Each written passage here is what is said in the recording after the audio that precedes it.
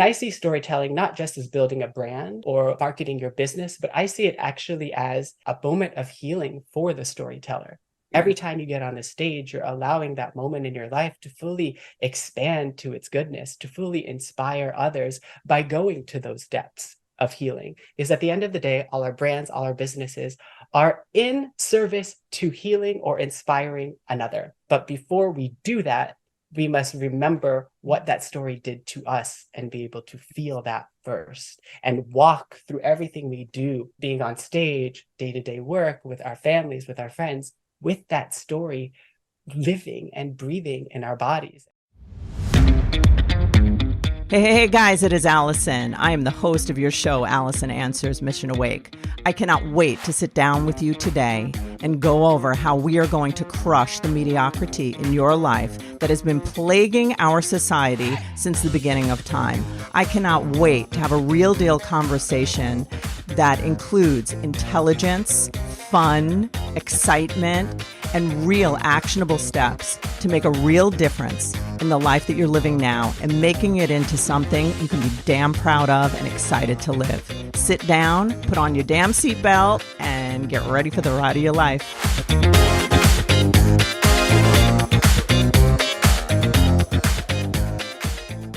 Hey guys, how are you today? It is Alison from Alison Answers, and we have a cool guest on today. His name is Justin Senense. He is an American award-winning speaker, New York City elite personal trainer, performer, storytelling coach, and co-founder of May I Be Kind, which is a social movement where humans remember kindness begins within. He was a finalist in the 2022 Speaker Slam International Grand Slam, placing second, and has since been a featured speaker at Go All In Fest 2023 and the Global Women Club. For over 12 years, he has championed healthy lifestyles for women, from wedding training to pre- and postnatal training and beyond. As a performer, he has been telling stories through acting, musical theater, opera, and dance in film, and on stages nationally and internationally. With this experience, he has evolved into a masterful storyteller who brings vulnerability, connection, and showmanship to the stage with ease. As a storytelling coach, he is masterful at guiding others towards telling their stories with heart. It is his mission to spread kindness through fitness, creativity, and storytelling. And the reason that I have Justin on today is because I had witnessed his storytelling. And I found it mesmerizing and engaging and entertaining. I was at a global women's movement, a workshop, and it featured theater, and it was in New York City, and it was in an actual theater that was there. And he told a story and it was just incredible. It was very moving, and he told it in a poetic and very creative way. So that was the reason that I asked him to come on and to share his story and show us the art of storytelling, because we all have a story. And I think it's really cool to find our voice and find our story. Stay tuned. Hey, guys, how are you today? I have Justin Senense on today, and you heard the whole bio. This guy right here is just an energetic ball of love. And I'm so excited for you to hear about the incredible artistic ways he helps people, and he helps people to heal and share their voice and so many different things. So without any further ado, I'm just going to dive right in. And hello, Justin. How are you? Hello. Welcome to the show. Thank you. Thank you for having me. Thank you for letting me be with you all and share today. It's truly an honor. Thank you. It is so nice. You just beam light right out of your body. So right there on your shirt, let's just start there. You have May I Be Kind. So I know that is a movement that you are running. Yes. So I want to hear about it. Would you share with us what that is? Absolutely. So May I Be Kind, in its essence, is the first sentence of loving kindness. And so my partner and I have launched this movement just because we feel like the biggest necessity in society today is to be able to show kindness not to others, but first to ourselves. And we forget that. You see so many shirts of be loving, be kind, all these things. And to me, the way it resonates in my body is almost a demand that I have to be loved or I have to be loving to another, when the truth of the matter is I just am. I am kind. So this actually allows us to have permission to be kind, permission to be loved, permission to be seen, permission to be heard. Because at the end of the day, if people ask me when they see this shirt, they're like, of course you are kind. Of course you are. But in that, I actually see the problem. People aren't receiving kindness from me when I'm wearing the shirt. They throw it right back to me in an essence of me not thinking that I love myself or am kind to myself. But this shirt, when you put it on, is a reminder to yourself each and every day to be kind to yourself. And in that essence, you are being kind to others, reminding, not out of a demand, but just out of a reminder to yourself, out of permission that whatever you are having happen to you in this day, you are kind. In essence, you are that just by being. And it's essentially a movement trying to create a sense of community in humans to remember that kindness begins within. That is so badass right there. That is Thanks. so good. I have to say, I did, when you came on, I didn't even know exactly, but when you share that, it's also related to what you shared pre the recording when you were talking Yes. about the storytelling, which we'll get into. But I just have to piggyback on what you said, because that is, I believe that with everything in me, that Thank you. every single thing has to do with the love and kindness to self. Because I always say to people, and I'm not gonna hijack this conversation, I promise. Oh my gosh. I just want to piggyback on it because it's so cool. I will have people do this exercise and I'll say to them, when you show up as your best self, what does that look like? And when you show up as your worst self, what does that look like? And if people usually think when they show up in their worst self, that's their true self. And I challenge that, because when we show up in our best self, we feel loved, and then we love. We are confident, we're generous. We can't hold back our love because we're in that state of self-love. But when people show up in their worst self, that's just all their protections and their fear and the behavior that, anger is fear's bodyguard, that kind of thing. So when you say this, I just love it, because to embody kindness is to be kindness. Like I am kind. I am kind. Yes. And our society has distorted that to selfishness. Yes. I have a hashtag. Happiness is not a sin. Like, what is going on here? So 100%. I love what you said. So 100%. Can you tell us about how you became a storyteller? And because you just shared this same principle. Would you do that? Yes. Yeah, absolutely. So a year ago in June, one of my really good friends, Pat Labez, actually had joined a speaker slam competition. And she called me and she was like, you know what? She's like, Justin. And Pat's all about all these ideas. I call her actually my fairy godmother, right? Because she really truthfully I want to be your fairy godmother. Yeah, oh my gosh, you can be. You are. You're opening up doors for me. Like, to me, a fairy godmother is someone that believes in you more than you and opens doors for you so that you can be yourself. And for me, that is something that I have always needed in my life, from my very first chorus teacher to even now. And it's also having the ability to say yes in those circumstances when you feel so scared and fearful that you might fail, which is a theme for me in my life as well too. But Justin, I have to interrupt you for just a quick second. This fairy godmother theme. Holy shit. I know that why you're here. Because is this like fairy godmother, like Glinda the Good Witch? Like, you know what I mean? Is it something like that? It's like something, to me, that fairy godmother is, sans sexes or anything, but the fairy godmother is someone who really believes in you and opens doors so you can be yourself and that you can believe in yourself more. It's like put in this fairy tale, but to me, that's any person in your life that does that. It could literally even be the person at the supermarket that smiles at you, so you smile back. They just open the door for your frown to turn upside down, like literally in that moment. And that is a door for then you to take on further in whatever step you take that day.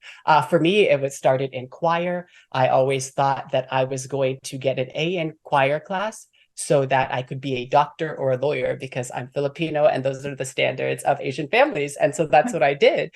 And needless to say, like, I had a choir teacher. His name is Mr. Donald Meltmeyer at Princess Anne High School in Virginia Beach, Virginia. And he made me sing on stage. And I remember this like so vividly. Is I was in choir practice, and we practiced every Monday night throughout the whole school year from 6 p.m. to 9 p.m. My parents hated it because they worked the next morning very early, and they had to pick me up after. But it was something that I loved because I actually got to be myself. It was a place that I got to sing and discover my voice. And I remember it was Christmas. We were rehearsing for the Christmas kind of concert kind of series, and we would go to nursing homes, to malls and perform. And there was this medley called Cool Yule, and there was the Jingle Bell Rock solo, and it was like the coveted solo that we wanted. And I remember going into the auditorium.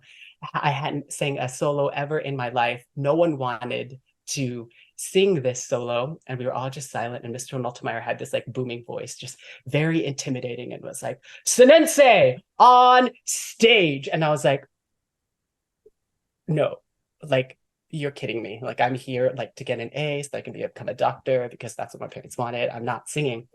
And I remember walking slowly up on that stage, being so terrified. And he always called us by our last names, by the way, never our first, always our last names. And he always played everything on a tape recorder, like boombox, big set, like never played the piano, really, like barely to teach us things, but always everything was recorded.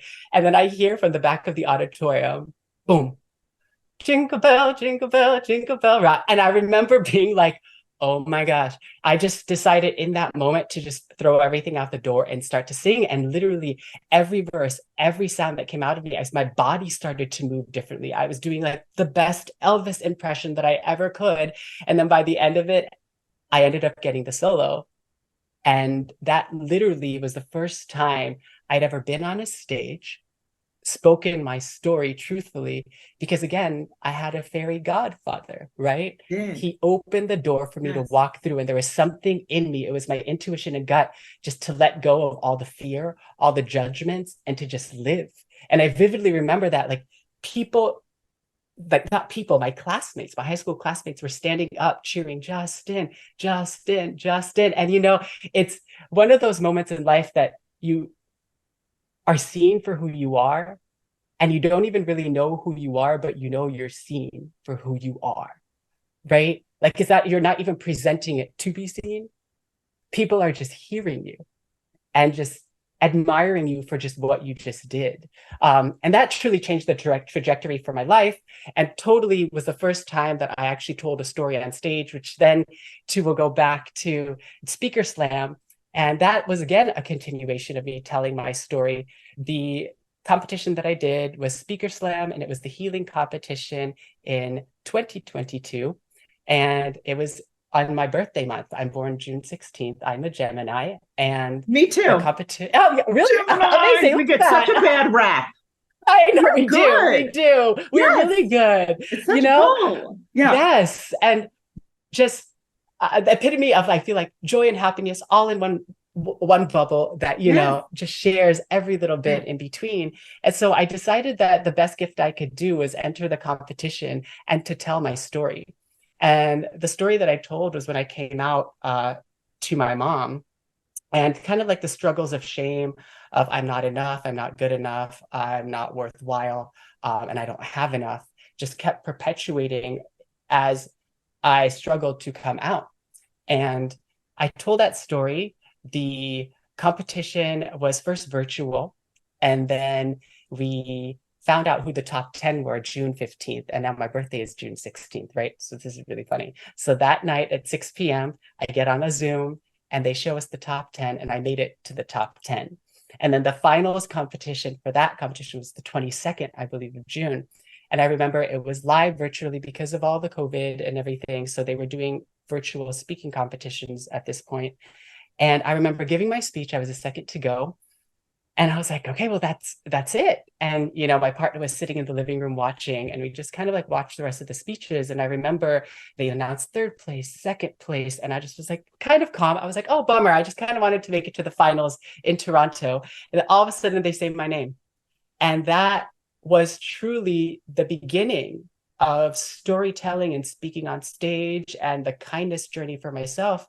Because to me, getting on stage, sharing my story, speaking to you all is a continued act of kindness that I'm doing for myself, because it is so hard, someone who has struggled to come out for so long and to be myself in front of others, truthfully. And so every time I do this, I'm practicing it, you know, and trying to do my best not to judge, trying to do my best just to be and to share from my heart, because at the end of the day, that's why I'm here. That's what I realized, we all are here. And that door again for speaking again opened up with my fairy godmother, Pat. So it's just also being ready, you know, being ready to see that door and receive it and walk through fully. You know, that's been difficult for me too. And I will say the hardest thing for me, walking through a door that I opened for myself, is kind of the hardest. Yes, tell you know, us. because I have this thing of coming out of like wanting to be something for someone, to do something for my parents, to be kind to others, to love others, all these things. And I feel like the hardest thing that we have as humans is to do that for ourselves, to open the door for ourselves to walk through love, to walk through kindness. And I think that's why I built this movement of May I Be Kind with my partner, because we do need permission. We seek permission from others. So why wouldn't we need permission from ourselves? It's always like this given, right? Oh, of course I can be, but that's a practice. Like for me to be something every day, for me to wake up and go to the gym, I have to get up, put my clothes on, brush my teeth, fight whatever voices in my head, walk through that door despite how I feel. No one's doing that for me, right? It is me. It is me. And it's me granting the permission for me to do that. I see it as kindness as the umbrella for which we can feel and heal within, you know? And that whole thing of you hold an umbrella with your hands. And so anytime you feel like you're in a storm of rain, you open the umbrella with your hands, you apply kindness to yourself, and you allow yourself to feel within, so that when you take the umbrella away, you've lifted yourself up, you filled yourself up so that you can walk through the storm. And I think we forget that a lot. It's that whole adage of you can't give love if you don't love yourself. You can't be kind if you aren't kind to yourself. We try so hard to do it externally, and we do, it succeeds, but only for the other person. Because at the end of the day, I felt so much for myself. When I do that, I feel so empty. I feel so burnt out, because at the end of the day, I was able to be kind to another, but I wasn't able to be kind to myself first. I do have to tell you that you being here is there's a lot of synchronicity because of the things that you're saying. So the reason that I'm going to tell you this is, you know, for just the listeners to hear that, you know, look for your shining moments that are really aligning with, you know, spiritually, whatever is happening with you. But I did right before you, you know, our time together, I put a video. I didn't post it or anything, a video. And the video was me saying, how do you do something that you don't want to do? You know, and it was related all to what you were just describing. And what I noticed is that prior to coming on, and I do believe that this was a spiritual experience. I'm a spiritual person. So I really believe it was. Now, I didn't see it then, but like a half hour before we were going to go on, I had a terrible mood swing and I just felt really, really lousy. And I was like, oh my gosh, what's wrong? And I started like going down this like toilet, you know? And then you came And I was just like, no, I'm going to go do this, and I'm going to do it even in that state of what I'm in, right? Mm-hmm. And then your bright light comes on and it says, may I be kind. And you were my fairy godmother, father, whatever, because you literally, I'm in a great mood now. And Wow. I'm just letting you know, you just did Wow. that. And you know what else resonates? Just Mm. another, I feel like I'm your friend and I'm just telling you Oh this my now gosh. in front of a bunch of Yeah. I people. love that. But I behind me, I don't know if you could see it, but it's Dorothy's. It says you've had the power within you all along, my dear, and it's the ruby red slippers. Yes. Yes. And it's the fairy godmother saying to Dorothy as she's searching everywhere for home, Mm-hmm. Mm. and she says, you've had it within you all along. And I feel like Yes. it's so in line with what you're saying about fairy godmother and just all of it. So Oh wow. I just think you're I just love that. incredible. So could you, I really want you to tell about how when you tell your story, you're healing also, but would you mind doing a story for us? Like, Yeah. like a theatrical, whatever would you mind doing that? Would that be okay with Yes. you? I would Yeah, love it. absolutely. Yeah. Absolutely. Yeah. Okay, so everybody, I just want you to listen, and this is what Justin does. Hmm. Before, and you know what, before you do that, if you would you mind explaining what it is to tell your story in the way that you do? I think that would be Yes, good to hear it first. Yeah. absolutely. So my storytelling is truly rooted in everything that I've experienced in life, not just the story itself, but acting, singing, dancing, personal training, and my wellness journey with spirituality, body tapping. And I feel like I've gone to so many conferences and I've seen so many speakers. And the one thing for me is the speakers that really actually get to me are the ones who speak with their full body. And what I mean by full body is you can feel their spirit resonating. And they're not telling things from a perspective of this is what I did, so you can. They're telling you from a perspective of I'm going to make you feel every little bit of what I felt so that we on this journey can walk side by side together so that you know you are. Does that make sense? Yes. So taking someone to that depth that really I don't want to go to because it's too vulnerable. But that's the magic. That's the connection, right? And to allow ourselves to do that, we really have to kind of do different things to soften our bodies to allow us to really go deeper into that storytelling. And I see storytelling not just as building a brand or marketing your business, but I see it actually as a moment of healing for the storyteller. Yeah. Every time you get on the stage, you're allowing that moment in your life to fully expand to its goodness, to fully inspire others by going to those depths of healing. Because at the end of the day, all our brands, all our businesses are in service to healing or inspiring another. But before we do that, we must remember what that story did to us and be able to feel that first and walk through everything we do, being on stage, day-to-day work with our families, with our friends, with that story living and breathing in our bodies. And we tend to just omit the stories and tend to tell Yes. them just by text through our wrists, through our neck up, without actually fully feeling them because for fear of maybe going back to those traumas or anything. Yes. But being able to tell those stories not as like a trauma point, but as a beautiful story that you have experienced with kindness towards those negative stories is courage. It is unconditional joy. It is unconditional happiness. It is unconditional love to be able to do that.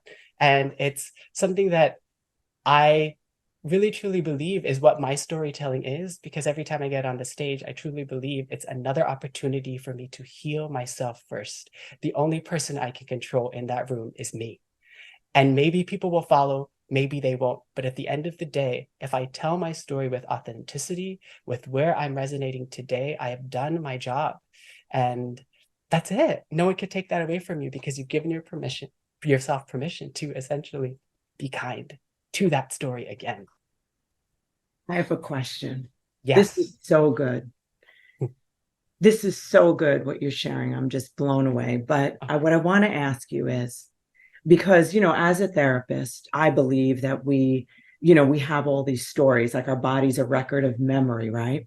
Yes, yes. So as and I really would love to know your sense on this, because this is kind Mhm, of how I see it, that when we tell our story, it almost gets so, like, let's say I'm sharing, because I have a lot of trauma. So let's say I'm mhm, sharing a story with you or an audience or whatever. I'm sharing a story and I'm mhm, fully embodying it. But this is what I would tell people. I'd say, when, it takes two to tell the truth. So when I share my story, now the story happened in a context that maybe was horrifying or whatever that was, really sad mhm, or whatever that emotion is. But now when I'm telling this story in your company, a mhm, person who accepts me, who's genuinely hearing me and listening, that now that story is taken into a different context and it's reframed in our bodies. And I'm mhm. curious to know if that's part of it. Like, it's almost like each time we tell our story, we're in charge of it. Like, what do Yes. you think of that? I believe that. And I think each time we tell our story, we kind of open up kind of another nook or cranny in our bodies that hasn't healed, right? The first time I tell my story is one thing. And then the second time, it's another thing. And sometimes, as we open up those spaces, they are painful. Yes. They are in this space. But I believe that every time we tell our stories, we create a bigger capacity to withhold those emotions. The less we tell those stories, we do not, because Yeah. at the end of the day, we're leaning more into the shame, the fear, the guilt, and the blame, because the one thing we only want to do most is to be heard, to I be want you to seen, come work here. right? Oh my God. You help Yes. everybody. Oh my You're God. so Yeah. good. And and it's something that I recognize for myself is what I try to do each and every day by going to acting class, to voice lessons, to working out. All those things are an act of kindness to myself. And it's the biggest thing that I want to reframe too with this movement, is that what we do, yes, has a goal. What we do, yes, has a reward at the end, positive or negative. But at the end of the day, if we can reframe that intention to, when I go to the grocery store to buy organic food, it is an act of kindness towards Yes. myself. Yeah. Not because someone said so, not because of this, not because it is good, not because it is bad, but it is because it is an act of kindness towards myself. And how many things during the day can we reframe? Because even just saying that, for me, feels totally different. If I could just think of it before I do something, may I be kind, may I be kind, like talking to my little cousins, and just being present with them, and to remind myself in those times of frustration, maybe take a deep breath, may I be kind, and see what happens. That just saying that to yourself is honestly practicing loving kindness in the moment. It's practicing Yes. mindfulness in the moment. It also, what it does is we could attach that to the breath and then the thought. It attaches so much within us in our chakra zones and in our Yes. alignment of our being, that Yes. then now we can do. It's very similar to what I learned in acting class, which is Meisner training, which is the pinch and the ouch, right? So if I'm triggered, I'm usually triggered by something external, right? And it's trying to get myself out of my thoughts and my head so that I can just be behavior and beingness with someone.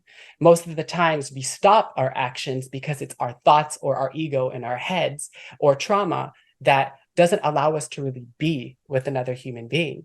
But when we're able to just share our stories and we're able to apply that kindness to it, that softness, to be like, it's okay that I feel crazy up in here, but I'm still present to my little nieces and nephews. And even though they're very frustrating to me right now, if I can just, may I be kind, may I be kind, you start to shift and elevate that frequency towards kindness, right? Because I believe that even if you are frustrated, there's a level to kindness that you can still be kindly frustrated, right? Right? And like you can Yes. still be kindly, like, Yes. it's slowly lifting that Yes. frequency higher and higher. And you may not be frustrated. You may not, Yeah. those things, but that sting to it, that trauma that lays in our bodies softens. And it's why I'm such a big proponent of the deep tapping by Ilchi Lee and brain and body yoga, because it allows you to soften your body to an extent to where you can actually share your fullest self. And yeah, I don't know if that went on a tangent or if that No, makes that any was so sense to good. anyone. I actually was waiting for you to say more because that now I'm thinking I want you to tell everybody about the tapping. And I was Yeah. also thinking when I get wildly frustrated with my dogs who are wild maniacs, Yes. that I notice that when I become, when you were saying about may I be kind, and that it is really being kind to yourself. So it's kinder to me to not be in that state where I'm reactive to them. But Yes. if I'm kind inside, they calm down.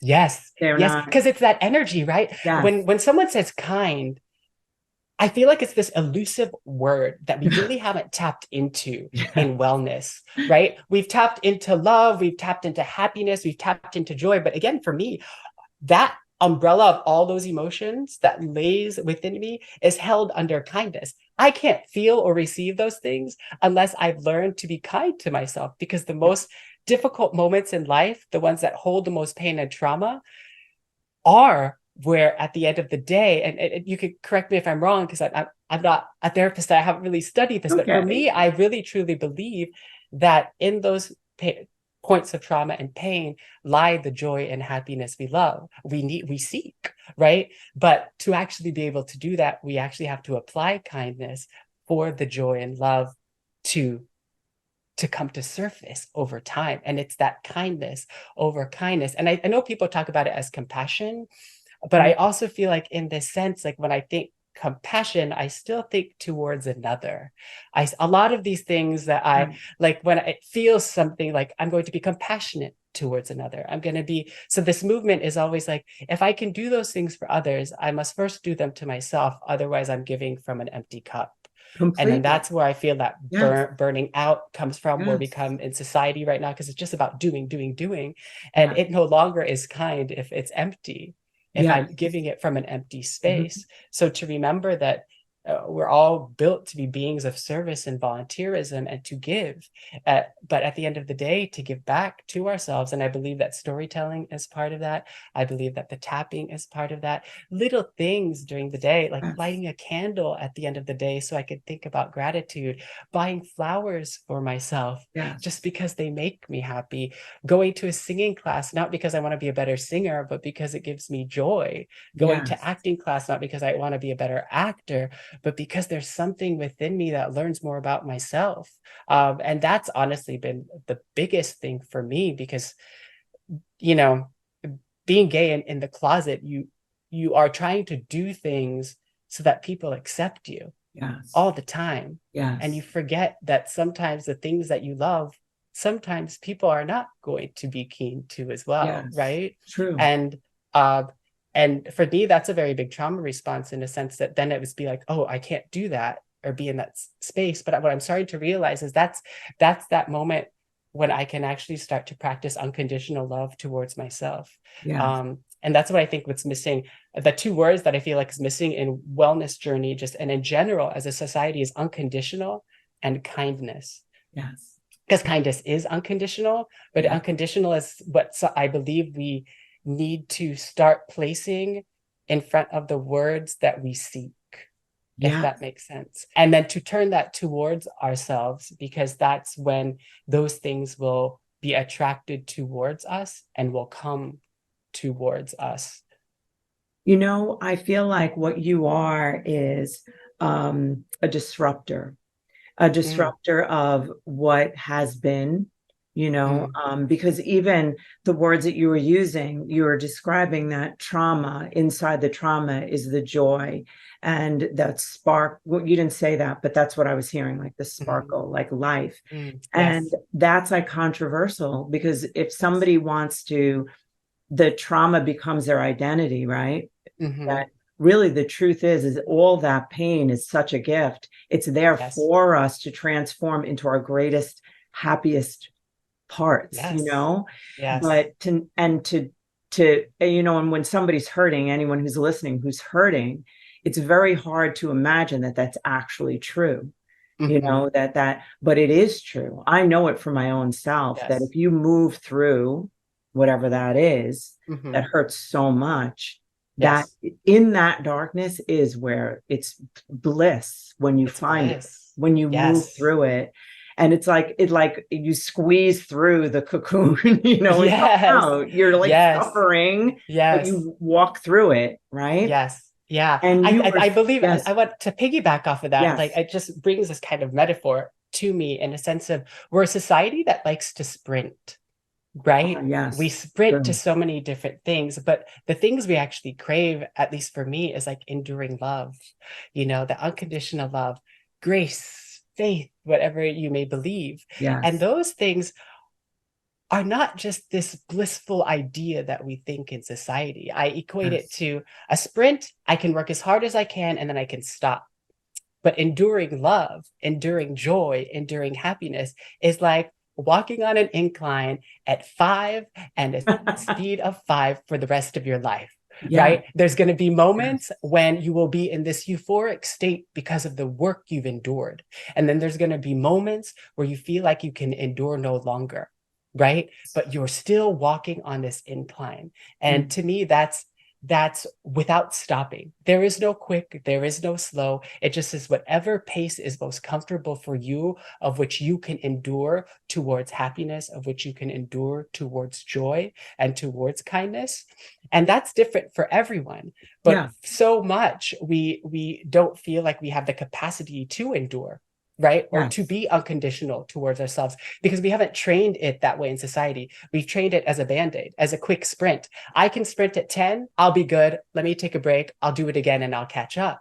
But that ends up at the end of the day leading to burnout. That ends up becoming, to me, a trauma response again, too, yeah, because it's like I can do these things and I'm just kind of checking off the list yeah, versus can I really sit there with myself walking up this incline of life, enduring all the pain, all the trauma, and knowing that if I endure, all those little sparkle moments will start to come towards me. And yes, it's just kind of like nature, just like as we shift through summer, spring, fall, it's kind of the same. And I feel like we've gotten in a space where we feel like as humans, we can do different, yes, if that makes sense, yes, it is that we true. don't have a Yes, season, no, but we yes, do. And yes, we're human beings. We are being with nature. We are part yes, of nature. And yes, each and every one of us has that. And I know that your podcast also talks about mediocrity in that sense. And I feel like that's where that comes from. It comes from like a definition that is external to us, making us yes, think that we're not enough, that we don't do enough, that we don't have enough, and that we're not worthwhile.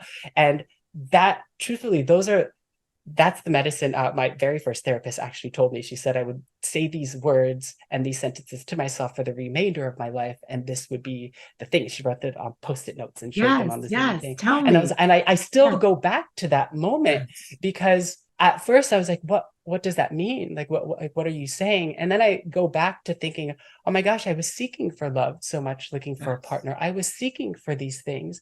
And in that seeking, I was actually perpetuating, I am not enough, I don't do enough, I don't have enough, and I am not worthwhile because I hadn't developed the capacity to actually sit realistically and silently with those thoughts.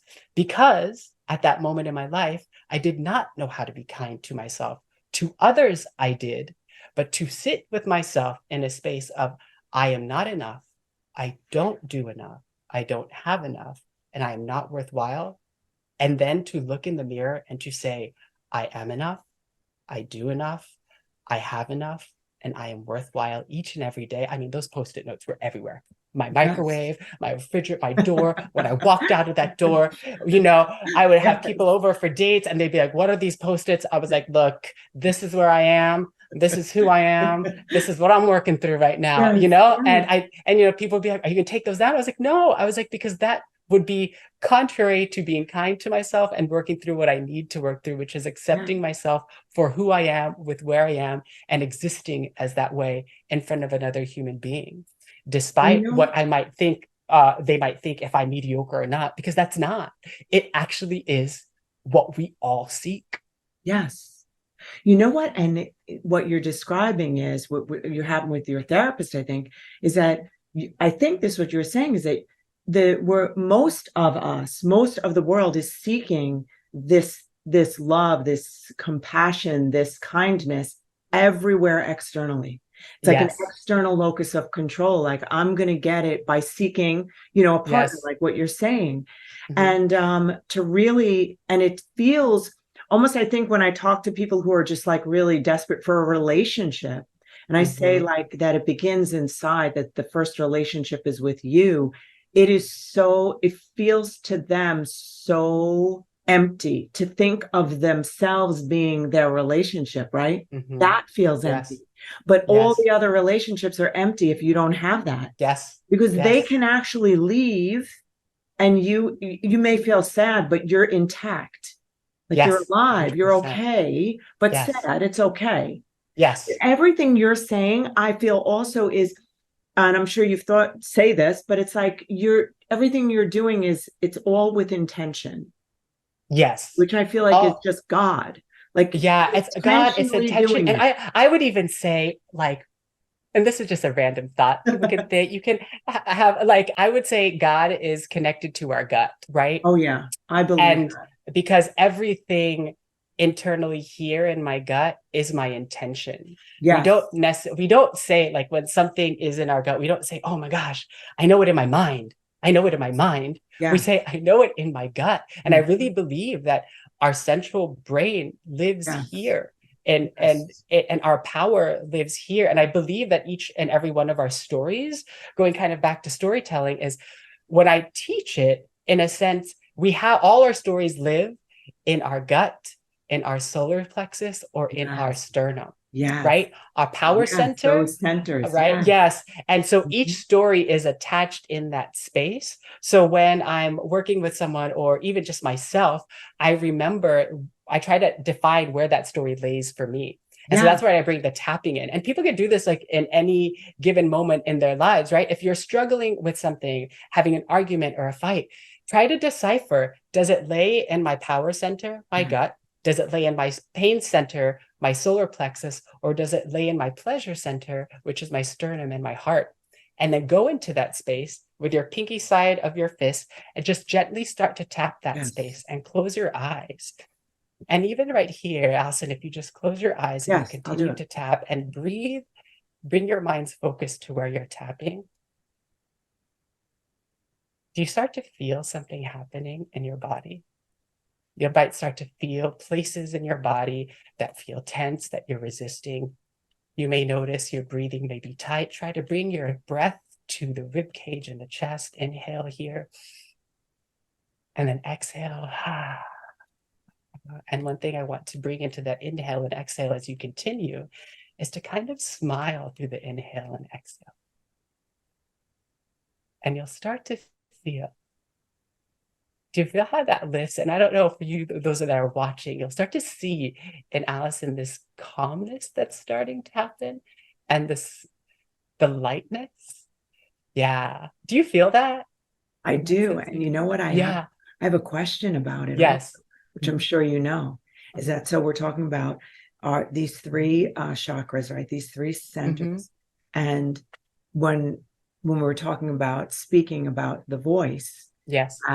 what happens when someone has a gag order because of abuse or whatever, that here is the story, right? And the gut, Yes. like, Yes. and then for it to come out, like, do you do tapping here too? I'm Yes. And you know curious. what I would Yeah. actually say too is our energy actually travels upwards, not Yep. downwards, right? Yes. So I think the missing link sometimes with storytellers, or if we feel like we have that gag order to ourselves or can't Yes. speak, it's because the story is actually stuck in the power zone. It's stuck in the solar plexus zone or the heart zone. Because the truth of the matter is, you were built to speak. You were built to share. You were built to express. And we always attack it this way to get our minds to it, and then I can speak. But the truth of the matter is, it comes from our first chakra all the way up to here, right? When people have a trauma response, a big thing is they want to vomit or gag, right? Yes. It's because the emotion is coming from here. So to me, Yes. that tells me that that action of speaking and expression is already immediately there. The only reason why it feels like we can't share it is because we're not safe from the neck down. Yes. Yes. That's Our so body's good. actually tense. So Yes. what I would suggest in those senses, when someone feels in a situation or scenario where they can't feel like they can express, is to really go into the active meditation tapping and your core, which is 2 inches below where your belly button is. And you're going to, again, tap with the pinky side of your fist, your solar plexus, and your heart. And there are different brain and body yoga with Ilchi Lee. There's some wonderful tools on Brain Education TV, on YouTube, and all those things that have chakra aligning and with different sounds and tapping that I've kind of like expressed to you. My version is kind of inspired from this. I learned this in Sedona this past summer, and it really has helped. And it's kind of put all these things for me in alignment of how I work as an actor, how I work as a personal trainer, how we as individuals connect first to our body so that we can express. And there's so many different ways, but I really do believe that if we can soften ourselves and allow us to feel those emotions that we avoid, that we try to understand, to heal, if we can just take that quiet time. And I think that's where the difficulty, like in meditation, comes from when we're trying so hard with it, is because all those things tend to come up, yet we feel that we don't have the capacity to actually withhold those thoughts or be with them. And that's the challenge. It's not silent, it's actually being with myself. And I like to call it like the crazy movie in my mind. Can I actually sit there? You know, I'm so interested in like the movies that are external or other people's lives, but can I actually sit there in silence with myself, not get angered, but notice what comes up, or not get too judgmental, and notice if that does come up and be like, wow, I'm really judgmental. Like, wow, I'm really like, and even in that sense, people might think this is really weird to say, but, you know, just saying, if I notice if I'm judgmental, and in that moment while I'm meditating and applying loving kindness to it, take that feeling and be like, may I be less judgmental? May I be less judgmental? Or even to say, may I be accepting of me being judgmental, right?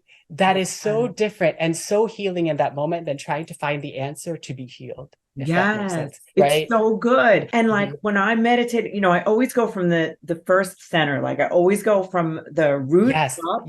And if I breathe, and I'm finding the love and I'm giving love to these areas, then it just opens. Like I can feel it open. Sometimes the breath won't go in here, but then after I do that, it does. It does. It does. Yes. You were just, and you just said the about judgment. See, if you think about, like, I think about like a little kid, you know, like, and then they're like, oh, I hate them, or whatever it is, like a little kid doing it. We're not mad at them. Well, hopefully we're not mad at them. Like, that's like the main thing to do when you want to be, and I feel like it's the same for us. Like if I want to be influential with a child, this was my own kids, like the first stop is always to reconnect. So it will be the same with us. Like we tend to, when our kids aren't doing what we want, we disconnect. And then we're mad at them, we judge them, as opposed to coming close and understanding the feeling. And now they can just share it. Now they're free. They don't have to judge. 100%. Isn't that the same for us? Yes. And isn't that also like the gift of friends, family, children? Because at the end of the day, if we're really connecting and being present with them, the ability to feel those emotions is what makes us human. And I think we're so scared to actually go there because of the trauma and everything. And to be fearless, I guess I would say like fearlessly kind in those spaces towards yourself, to be like, I will be okay to feel this and be okay to be with this person in front of me in that space. And that does more for us as individuals and as togetherness and as a society than I believe anything else will. And it's something that I do believe is coming for us hard, because it's the only way we're going. It is coming for us hard, and we're trying so many different ways to connect and all these things. But we are going to start first with connecting to ourselves and learning to connect with ourselves in the midst of another, and to truly share, not solve. And I am one to be like, I will come up with a solution and all these things. But most of the time, people don't want that. They just want you to share with them. And at the end of the day, just look at them and just be present and unconditional to your time, unconditional to your presence in whatever you're speaking about with them, and to just share from that space. All I've ever wanted, and to me, the highest connection is to be understood. is just to Mm. be and not judged, right? Just to be there, Yes. right? Yes. I feel like Yes. that is the great, to understand someone is to love them. Yes. I really Yes. believe it. And you know what? I know as like parents, a lot of times, parents, I know that I've felt it at different times. Like we can't handle our kids' feelings, or we Mm. can't handle someone else's feelings. So we want to stop them instead of, if Yes. we just go with them and we Yes. sit with them, hold space, Yes. that then they don't even have their feelings anymore. Yes. They go Yes. away, A hundred right? percent. Yeah, They, 100%. Yeah, yes, I want to actually share something yes, with do that, it. like a little story. And so when Yes. when I came out, I was 24 when I came Okay. out to my parents. And I Okay. remember this vividly. I actually was dating someone in secret in New York City, and we had just gone on tour together, the musical Hair. And actually, the funny thing is, my parents saw us perform in Milan and kiss on stage. So there's all these little You were things. in those shows? Yeah, yeah. Musicals, all this stuff is like What part of me. is it? And I remember trying to throw these little hints towards my parents because I was still afraid that they wouldn't accept me for who I was. And so I remember I got to New York. I ended up booking a job for Disney, and I had to drive back down to Virginia Beach. And I remember being on the plane. Actually, not drive back down. I had to fly back from New York to Virginia to get my car to then drive to Orlando to work for Disney. It was a bucket list thing that I had. And I Okay. was performing as male singer one in High School Musical 3 at the time. And I remember being on that plane to Virginia Beach and thinking to myself, if I don't tell my parents now before I leave, I will have to wait one more year. Wow. Yes. One more year. And you think about the things in our lives that we've had to wait and hide for longer. And I knew at that moment I needed to say something. So I get Yes. home and I'm so nervous, like literally pacing in the house. And I remember every night my parents would work the 7 p.m. to 7 a.m. shift. And they would have dinner, they'd walk to the garage. My dad would always drive my mom to work, and that was just kind of their routine. And I remember following them this time into the garage. And my mom was like, "What are you doing?" And my dad's just kind of doing his own thing. They get in the car. I'm holding the passenger side door, not letting my mom close the door. I look to her and I say, "Mom, I have something to tell you. I'm gay." And she looks at me, and my mom is this woman that has this joy in her. It is just an innate being of joy. And I could see it sink all the way down to the ground. And my dad looks to me and just kind of snaps his head. And my mom says, "No, you're not." And I say, "Yes, I am." And I remember in that moment, I could see like tears start to well up in her eyes. And as that was happening, I could feel shivers of shame traveling up my spine. Yes. And I say shivers of shame because that's the moment where I decided that I had done something wrong to make my mom feel this way, and I needed to fix it. They leave for work. My dad tells me, "We'll deal with this tomorrow." I run back into the apartment. I call my best friend Julie, and I'm like, "Oh my God, I did it. I can't turn back now. I'm like, am I? Am I not?" And she's like, she just starts laughing on the other side of the phone. And she's like, "Yes, you are.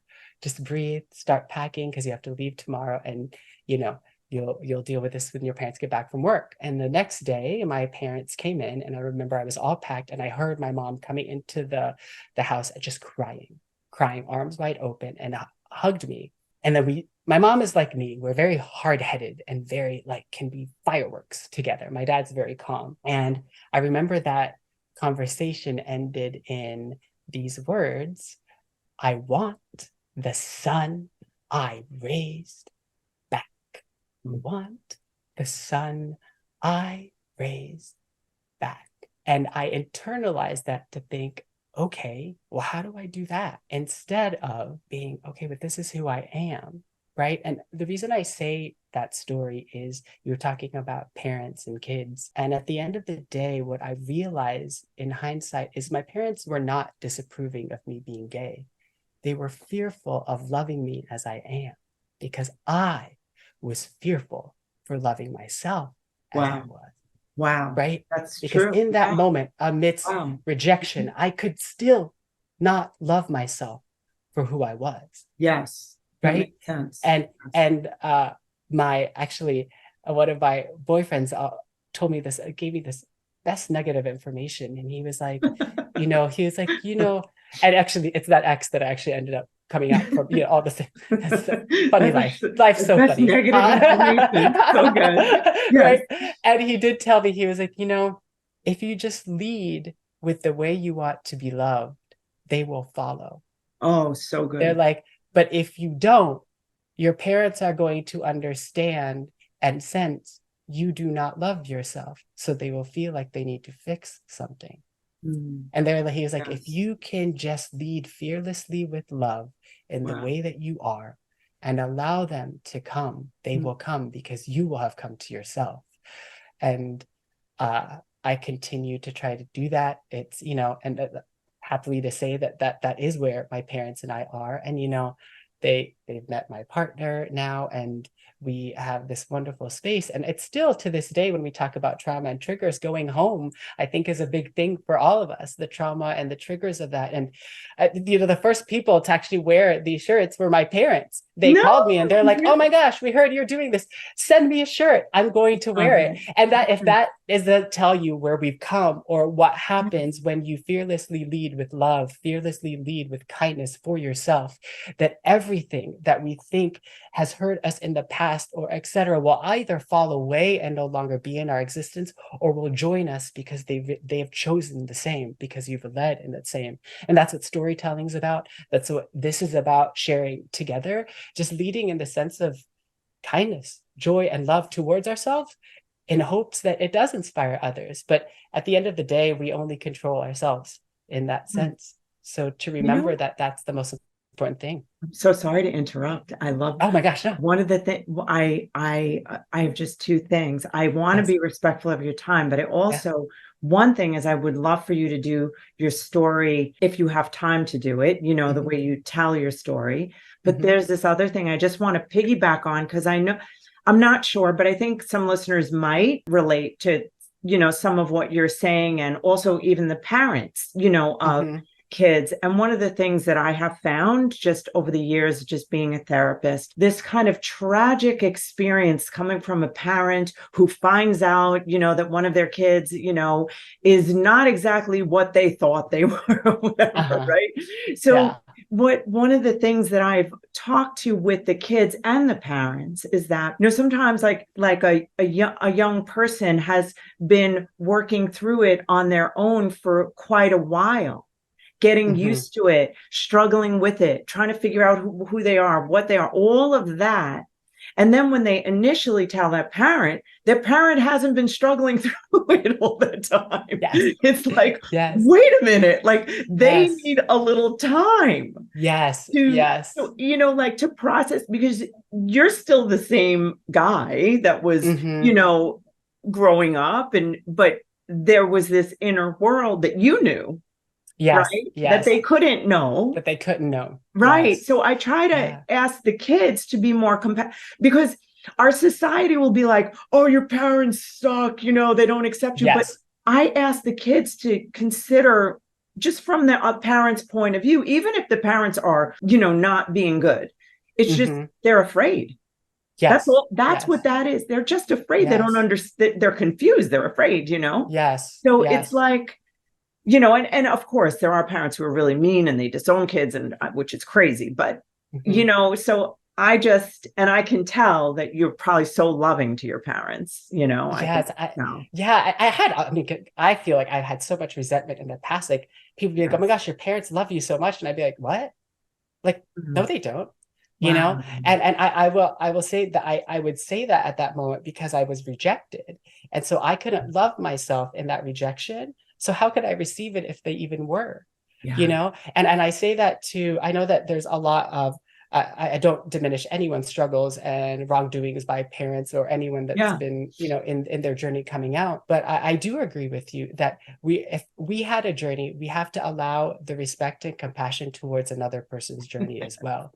Just because otherwise we're just doing to them what we did to ourselves in hiding. And so nothing is going to be solved, right? And it doesn't matter that the end result is going to be love or which not, but the end result will be because you have given love to it. It doesn't matter what their response to it is. All it matters is that you've applied compassion, respect, and love to it, and that your world around you that may judge the scenario or call them hateful things, to really truly diminish that. Because if love and acceptance is what you're after, you have to allow everything around you to be the same. Otherwise, that energy is not going to attract. We have to apply that kindness to that journey, and sometimes that respect and kindness is stepping away and not saying anything. Yes. And sometimes that is being amidst and at home amidst whatever's happening, whichever you feel is healthiest for you. But at the end of the day, it starts with, if in that moment I was able to receive love from myself, I would have been able to receive my parents as they are. Yeah. And I think that's the key of what we're trying to say today. Right? Yeah. Like if in the end of the day, I'm able to be truly kind to myself, then I can meet anyone with kindness and respect, no matter how they are or what they think of me. Exactly. Right? And to trust that. And it doesn't mean that something's going to be solved or that we're going to agree, but it's just going to mean that I can just exist with you as you are. Yeah. And then we'll see where that takes us. Yeah, because even if like somebody's being judgmental or mean to us, obviously we don't have to hang around them that much, but if they are doing that, they're just afraid, and it's like, but when you feel grounded in your own love, which I'm just repeating what you're saying, that doesn't have power, doesn't have the same power. Yes. But parental power is crazy. Parental power is. Oh my God, so they will take you down. Yes, it really is. It really truly is. And it's this thing, like that, a question that I've been asking for myself about, like, what do I think is authoritative over me, if that makes sense, or what have I grown into that space? Yes. And what takes authority kind of over my body and my feelings that doesn't allow me to express, if that makes sense. And and asking those questions for myself and kind of trying to navigate and catch and be like, does it sit here? Does it sit here? Because if I can't, and again, our solar plexus is our pain center. It's, to me, I call it our pain center, also our soul center, because I feel like our souls and pain coincide, and we think that they don't. But to get to our soul, we must really truly feel our pain.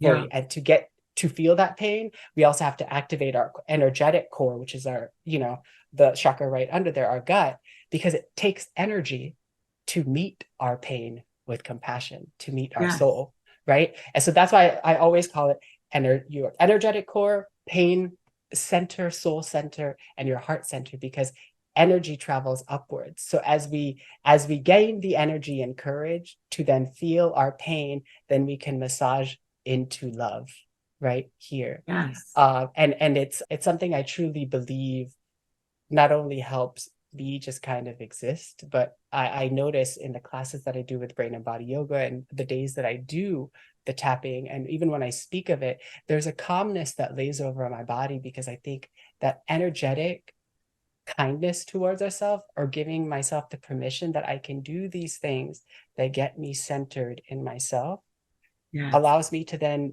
all of a sudden be who I need to be when I need to be during the day, because I've started in that sense. I feel like I could talk to you forever. Me too. There's this I do too. I can't wait. You have to meet my friend, voiced by Matt, giving him a plug. But there's this quote that's my favorite quote, and it's reminding me in regard to what you're saying. And it may not sound directly related, but I really think it is. And it says, the illiterate of the 21st century will not be those who do not read or write. It will be those who cannot learn, unlearn, and learn again. And like from the time that we're 0 to 7, we're in a theta brainwave and we're in a hypnotic state. So we're talking about parents and everything. So we're like infused in this program. And being a wise observer to just see the program or whatever's in there, the trauma, all this stuff stored in our body, when we see it, most of us are afraid to see it. Like the truth is like the pathway to all freedom. So like, okay, I see the truth. Now now to be there and now transform it, learn, unlearn, learn again. Unlearn. Yes. Right. And it's like, to be kind, right? Is the, and that what I was going to say. I was like, the thread through that is to allow myself to be kind through all that ebb and flow, that sometimes Yes. I'll be high, sometimes I'll be low, sometimes things will be re-triggered in me, but can I apply kindness to it so that I can lift up from that space? And even in the high moments, can I remain kind and humble in those high moments, right? And it's what's going to bring everything to this baseline that I feel like will allow us to connect, because it can go both ways, right? If we're so high, people get so powerful and like the ego starts to take so much. It may not have started there, but it can go there. And if it drops too low, it can go too low to where we just hide everything and we can't express, right? And so kindness is that equilibrium that brings us here, that allows us to relearn, unlearn, and just be who we're meant to be in that moment. And to truthfully, I guess at the end of the day, be human. Yes, right? For God's sakes. Yes. Right. And we're always trying to hide that, Oh, yes. Yes. Especially when, like, I mean, we see so much codependency and people, in relationships, and they're just not even being fully authentic. I'm going to go down a whole other path, and I'm not going to do it because, okay, so I'm going to ask you if you would do your share with us your beautiful, what would we call it? Because it's really theater, it's art. It's art, it's storytelling. And I've hit it a little bit in this. Heard it. In this thing. And when you watch back, you'll kind of see where it kind of goes in and goes out a little bit. I did notice it. And did you notice that? I saw you sit back, and that's what I also know. I was like, oh, I'm telling a story. She's listening, like in that sense. And I want to like bring up to people too, that when you're really truly telling your story, you're allowing the other person to be relaxed in their being. Because cool. I think there's a heightened space when we're teaching. Yes. But when we're actually sharing. Yes. And when we're sharing, we're being ourselves in front of another, which allows the other person to be themselves. Yes. When we're teaching, someone's still reaching outside. So I would challenge us all to kind of reframe that intention for when we are teaching, to think of it as sharing, to share those stories. And I'll segue into this moment of, I've always wanted to be on Broadway. Like that was my thing. And I will say Broadway probably to validate the fact that I am good being gay, and that is who I am, and to prove to my parents that they would love me because I hit my goal. So it was 2015, and I got back to theater and singing, and King and I was coming back to Broadway at Lincoln Center. I hadn't sung or acted in 3 to 4 years. I had basically put that side of my life away, and I became a personal trainer. But when I saw that audition notice, I decided to take my black binder, which had dust on it, dust it off. And the first song in there was I Have Dreamed from The King and I, which is so funny because that was the show that was coming on to Broadway. So I get there, I get a voice lesson teacher, I do all these things, and I'm like, I am going to sprint my way to becoming a Broadway singer and performer. Yeah, because that's like what you do, right? Like you do, that's just what you do. So I was taking all these lessons. I was going and singing and taking Meisner class. And then comes the audition. And mind you, I had gotten 9 callbacks for this show. All I had to do is show up to the final callback and do the thing I had done 9 other times. Okay, so I'm at Lincoln Center, and this is a dream for any performer to perform at the Lincoln Center. And I tell them my name, they buzz me down to the rehearsal studios, and I'm freaking out. I see posters of all these different Broadway musicals that have been there, and I'm like, I am here. I am in the room where it is gonna happen, and it is gonna happen for me. There was something in me that still questioned if I belong there or if I could do it. Because I was standing in line, and in most studios, you can hear what the other person is doing. So my comparative judgmental mind comes in, and it starts to say, you can't do this. What are you doing here? And I remember knowing that for me, when I'm nervous, I have to pee a lot. I go to the restroom a lot. Like every minute, I like finish and then I have to go back. I finish, then I have to go back. I stepped out of that line probably like 10 times in the 10 minutes that I was waiting because I was so nervous. And in my head, I was repeating, you got this. You can do this. You got this. You can do this. But exactly like that. Frenetic, high, not grounded, not knowing what I was doing. And then they open the door and they say, Justin Senense, come in. I get in and I try to ground myself. And the funny thing, I literally drop my binder, my book bag, so nervous when I come in. They look at me with bright smiles and they say, what do you want to start with? I say the scenes.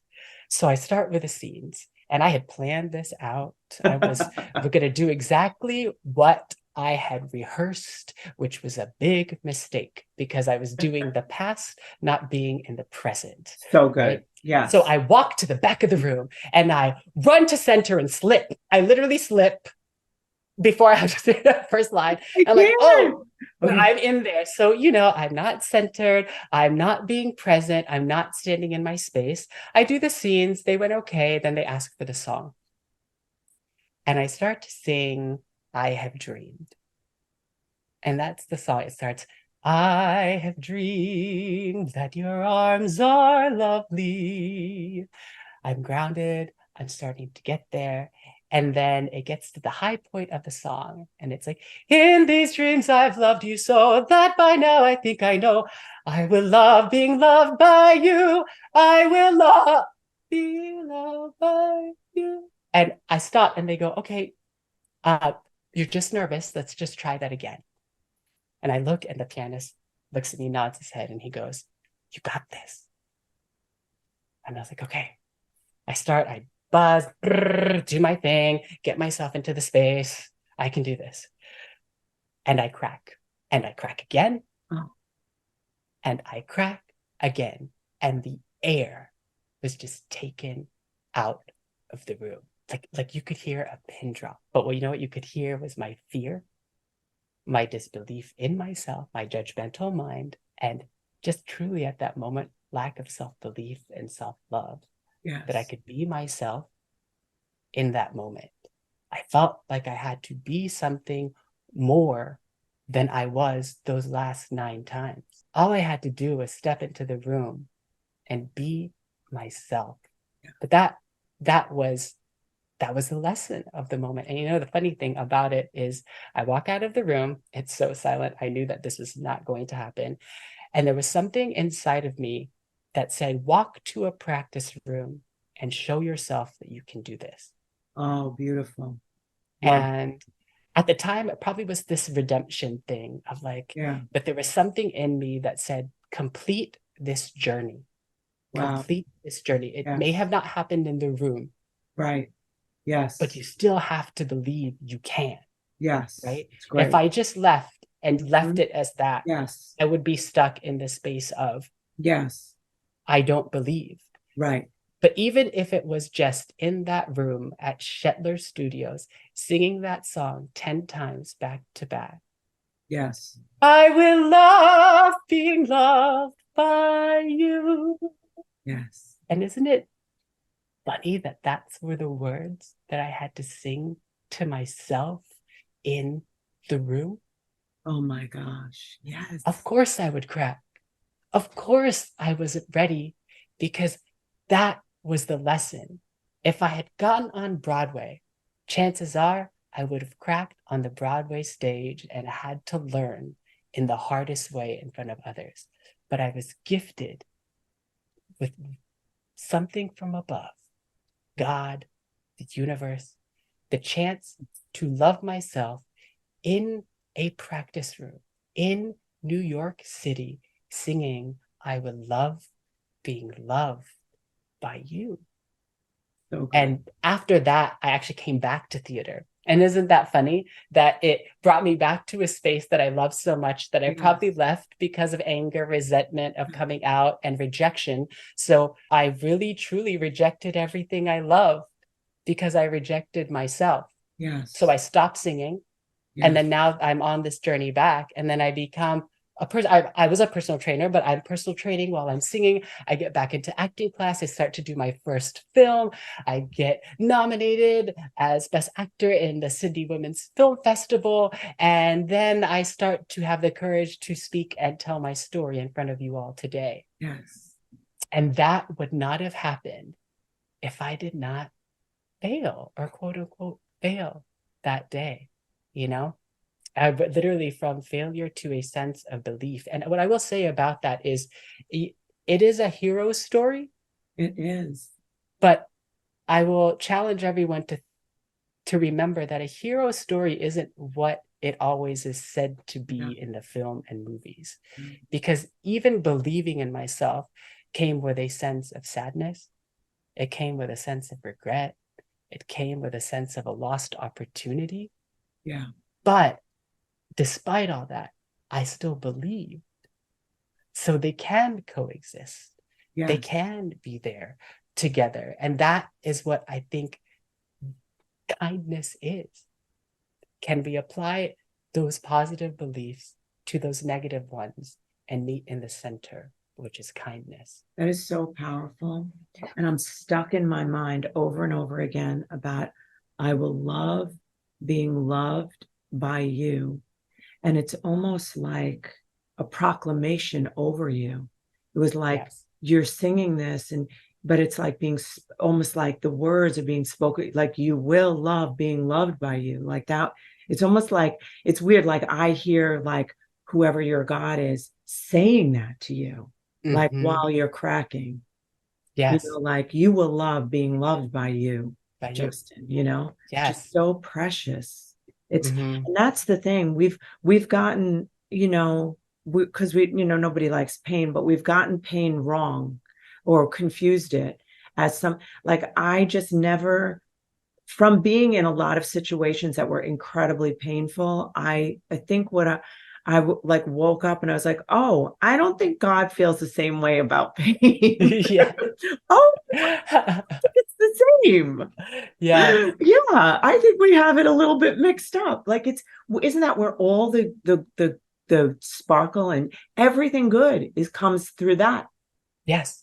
100%. You think about it, like even a sense of like the seed comes out of the mud, the plant comes out of the everything. Mud, right? Everything's come out of this space that we would quote unquote think as negative, but at the end of the day, it's where so much of the fertility and life and being comes from. Yes, it's where we come from, and we reject it so much, you know. And I think I love the word healed because it's a sense of being somewhere that we were not, but I feel like when we say healed, it stops versus saying I am healing as a continuation of being. And growing. So for me, I always have to remind myself that, you know, no matter what my mind thinks I've healed, I am still healing because these things are going to come up. These seasons will arise. They may feel different because of the capacity I have as I've grown, but they're still one and the same. And to diminish it as a part of my cloth that I don't hold with me is to do a disservice to who I am and what I can offer to the world, versus like, it's my beautiful cloak and it has different patches and it has different things. And to have the courage to share that for each and every one of us is enduring love, is unconditional love towards ourselves. And it inspires others to do that same for themselves. It sets people free. It sets us free. Yes, others that listen and hear it, right? Because we give them permission too. God, I don't think I'll ever stop talking. I don't know if I can land this plane. And I know we have to. I'm sorry that I feel like I've taken so much of your time. You're such an incredibly, I mean, I wanted to say valuable, but that sounds almost like an object, but you're just so valuable. Like you're a life changer. That's what you are. Just being in your presence. That's what that is. I'm certain that my friend Matt is going to want you to whatever, if you would. I mean, I don't know. Absolutely. I can't wait to meet you, Matt, if you're watching. I'm saying it publicly. Oh, we're going to ask Matt to have Justin speak at Voice by Matt. I know Matt will be all over it. I would love I to. don't I want to would put love you in a spot that I just did. No, Actually, I would love to. I I would would love love for to. you. You're going to love one another. Oh, Oh, you're going I to go can't crazy. wait. Yes. So where do people find you? How do they get your greatness? Do you teach people to take their story, their, I don't know, trauma, and, because I know people like to tell their story. People don't know how to Yes. tell their story exactly. I don't.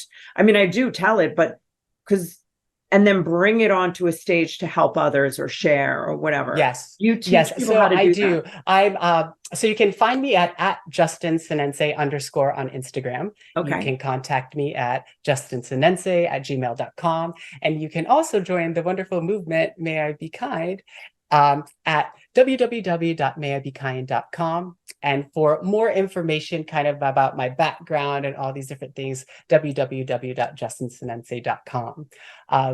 But the biggest and most fun adventure that I'm on right now is teaching people creative storytelling. And what I like to do first is I take the tapping techniques and the Meisner technique in a program that I call Unearthing Our Stories, because we think what I want to do is diminish from head to hand to paper. And I want to start to tell stories from our gut, our soul, and our heart from here. So to do that is program number 1, which is Unearthing Our Stories. And I take you through a series of tapping to see what emotions come up and what stories actually your body actually longs to tell. Because what has happened, especially for one of my students, is she started to realize that her stories she was telling were not even the stories she wanted to tell. Yes. Primarily because the stories she really wanted to tell were difficult to tell. Yeah. Or too vulnerable. Yeah. And so to allow someone to do that, we have to do a lot of work softening the body, a lot of tapping, a lot of breathing work. And in the safe environment like that we've created for ourselves today is we go through the emotions. We create a safe, trusting container to allow us to go through these emotions. And then there's some creative exercises that I'll do of like writing your stories as a story you would tell to your 10-year-old child. And kind of taking it in a different sense of my goal for the storyteller is to heal and understand the process of healing for self before we can heal others. So it's really to take your story, that which then uncovers your voice. And then that takes you to the next course, which is crafting a story for healing and impact. So once we've uncovered those things physically in our bodies, then we'll start to pick a story that's centered in our heart, centered in our soul, and centered in our gut. And then we'll start to craft. And the way that I like to craft stories is exactly how we're talking here. We speak differently than we write. Yes. And so what I want people to understand is that we have so much technology nowadays to help us craft our stories as we're speaking. Yeah. And that's the nuance of kind of your point of view and how you speak. And so you'll be able to decipher what is it different for writing a book and what is it different for how I speak to an audience. Yes. And you'll start to understand those two things. And then the third program is kind of for someone who wants to develop a keynote or wants to take this even further in terms of business and being on stages. Then we start to get into the nitty gritty of where my performing and acting and singing comes into play, where we'll start to play with the different mediums. How do I present myself on a stage? We'll map different sequences based on emotion. That's when I start to bring in a lot of the Meisner techniques, my vocal training techniques, and actually some of my personal training techniques to get you physically embodied so that the moment you step on a stage, someone knows your essence. Not I love this shit. But oh my in God. that space. But it all is rooted in unearthing our stories from within, because we can't get on a stage and be ourselves unless we've healed and created a safe space for our bodies and continued the healing to expand, to tell those stories with vulnerability. So we have to get back to that sense. And especially for me, it's like once we've told stories so many, many times, we lose its essence. We lose what it actually feels because we become so detached from it.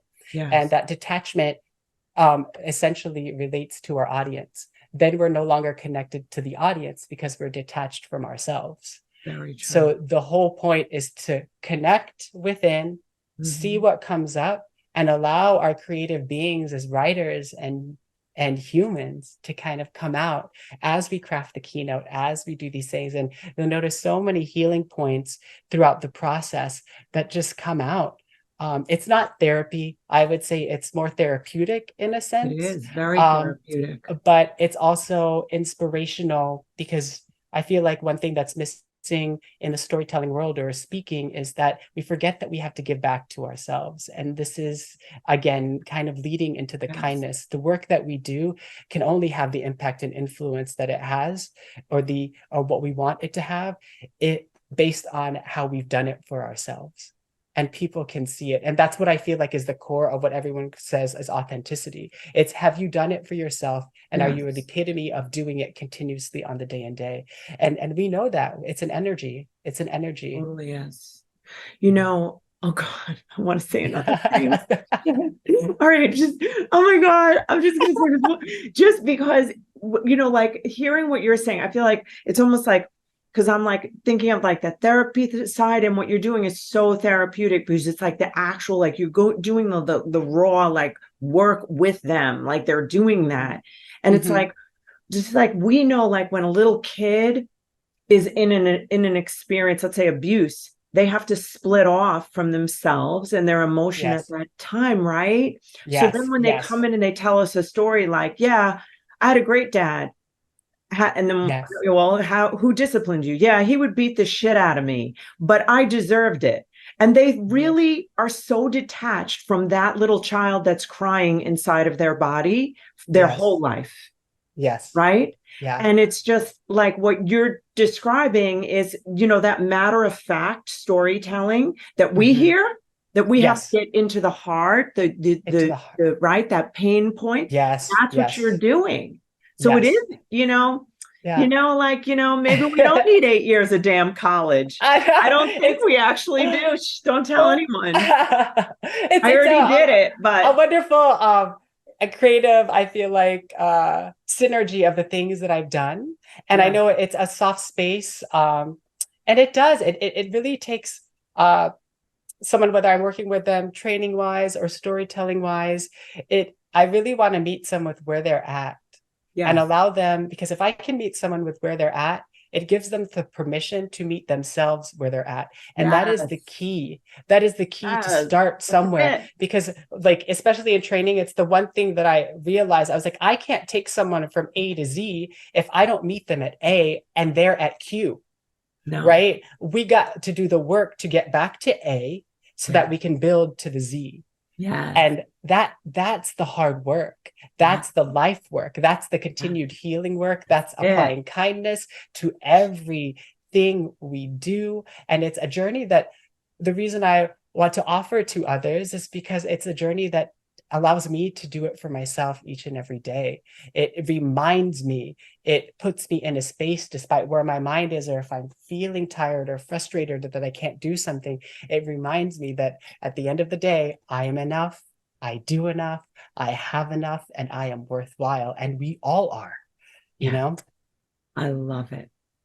This was such a good everything, conversation, experience, knowing you more. I feel like I just want you to be my friend forever. Oh, yes, we are. Thank you. We are, Thank you for having me. Thank you for taking the time during Global Woman to come up to me and ask me to be here with you, and for your light and energy and connection that day. So, and for being one of my fairy godmothers. I am. You're mine. You are. You're mine. I can't wait. I swear, you have got, I feel like you have to be at this other thing. This is not a coincidence. I would love to. So I'm getting, as soon as I get off with you, I'm calling. His name is perfect. I call him Bertho, his last name. I think that's really weird, because you called your vocal guy called everybody. I called him Bertho instead of Matt, right? Oh my gosh. I'm calling him. He's going to love this. He's going to love you. Thank you. Oh, I can't wait. Can't wait. I adore you. And you know what I realized? My microphone's over here. It better have, hello. It better have worked. It's all the way over there. Yeah, I'm sure it did. But I'm sure it did. I'm just so blessed to know you. And it is a wrap. Guys, thank you so much for listening to the show. I just want to say to you that we are all together a part of the Mission Awake, a mission that's going to stop the mediocrity that's plaguing all of us. So if you got something here today, I ask that you would be a part of this mission and you'd share it with whoever you can. Take a screenshot of the show and share it on your Instagram. If you are looking for me, you can find me on social media platform Instagram, Alison Answers, or Lager Counseling Services. And give us a review and subscribe if you could to YouTube, Alison Answers. That's where you're going to get a lot of content. I drop stuff every day, goofy stuff, all different kinds of stuff. 5-minute videos that just get you moving in your day. Have a great week. See you next time.